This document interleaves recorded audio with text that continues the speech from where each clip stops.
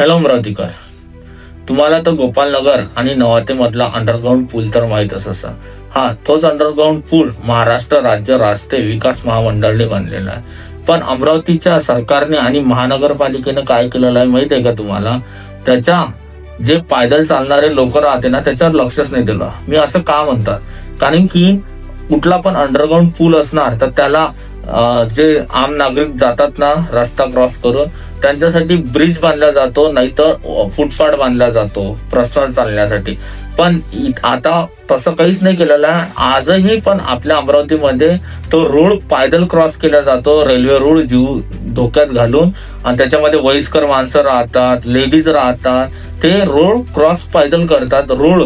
पण त्यांनी सरकार महानगरपालिकेनं आणि सरकारने त्याच्याकडे ध्यान नाही दिलं. फक्त महाराष्ट्र राज्य रस्ते विकास महामंडळाने फक्त तो अंडरग्राऊंड पूल बांधला. पण आपल्या सरकारने फक्त पैसे खायचे कामं केलेले आहे अमरावती महानगरपालिके आपल्या सरकारने.